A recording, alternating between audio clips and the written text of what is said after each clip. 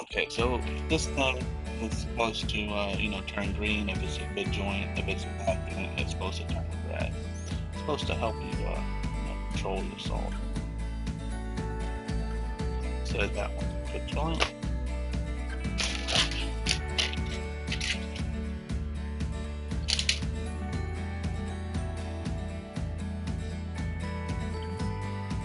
Kind of slow feeding the solder on that one. It's not gonna like this one. Yeah, see, it's not happy. I did a bad job on that. I was too slow feeding solder to it. Even though it's soldered good, it is. So this is where a little bit thicker solder would come in better. And again, it doesn't like.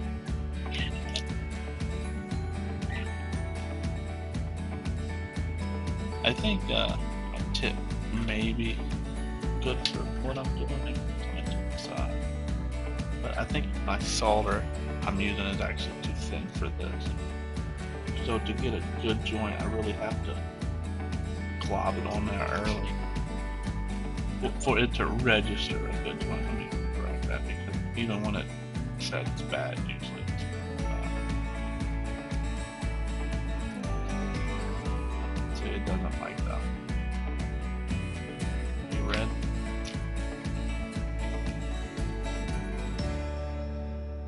The thing about the CV system on this METCAL is, it works. It's pretty handy, but you have to have everything set just right. Like you have to have the right tip. You got to have the right diameter solder, and you have to have the right, technique of the way that you're applying it. It wants everything pretty uniform. But, I guess in a production setting, that is what you want. You want uniformity. So that makes sense. Like that one, I can look at it and tell that it's a good joint. I'm not sure why it wasn't happy. That's a good joint too.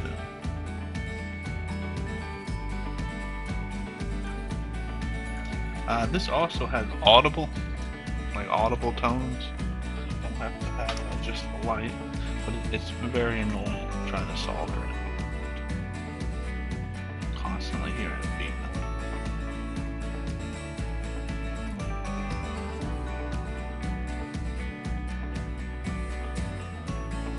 I'm not sure why it doesn't like it. One of the things that I don't like about it is, so like if you connect it to your computer and you use their software, it doesn't tell you much. Like it doesn't tell you what part it wasn't happy with. Like maybe you were on the joint too long, maybe you were on there too short, maybe it didn't sense, enough solder. Which, I think would be important. But I guess again, like I said, in a production setting, it just tells you what joint number it is. And if you're doing uniform, like if I'm doing just these boards all day long and these are numbered, like this is 1 joint, 2 joint, 3 joint, and it's always the same, then I can look at the records and say, oh well, number 3 was a bad joint, let me go inspect it.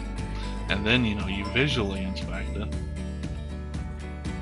and maybe you can see that it's a cold joint, or I don't know. I think it's a little bit more gimmicky than actual useful. But I mean, I love my METCAL. I wouldn't trade it for anything, even with the CV on it.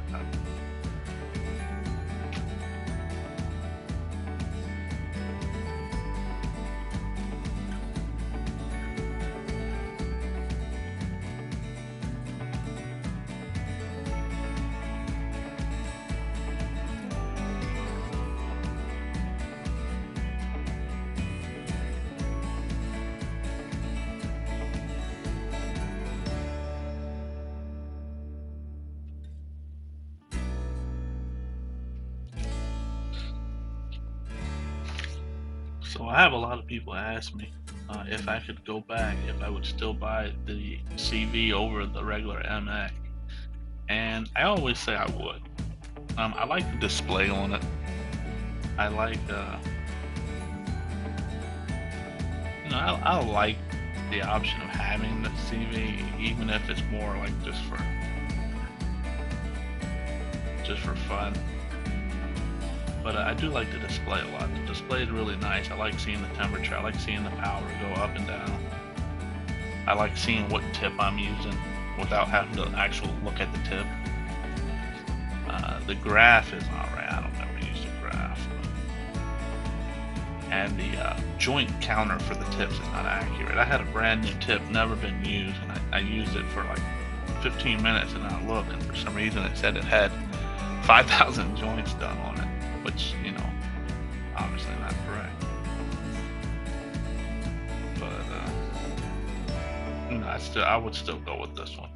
It's just, you know, it's just a little bit more than the MX. The only thing that would make me consider the MX over the CV are the tips.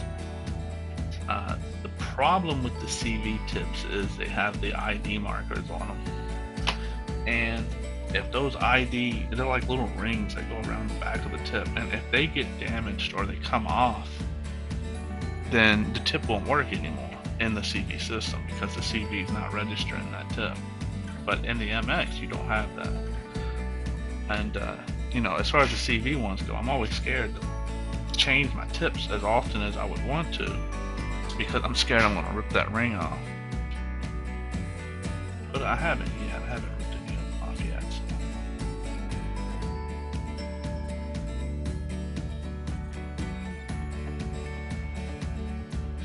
Alright, so that is everything. Looks pretty good. This one looks okay. Let me do.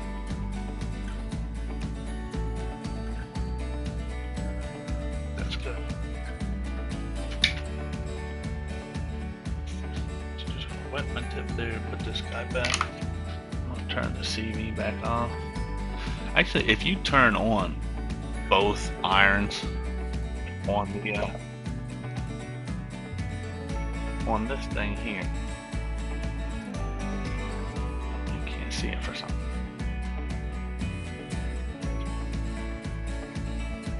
So on this guy right here, so like to have the CV work, you can only use one iron. Like you have to have just one on, and then the CV will come on. Like I can switch between A and B. But if I put it on double, where I can just grab an iron and it's automatically ready to go, then the CV is automatically off, which, you know, is good for me. I generally always just keep it on both channels because rarely am I ever gonna have, you know, the need for full power on both at the same time. And even with both of them turned on, if you're only using one at a time, then you can still use it at full power. So I generally keep them both on, and I usually keep the normal iron in, and then I keep the ultra fine. But it's a great workstation. I love it.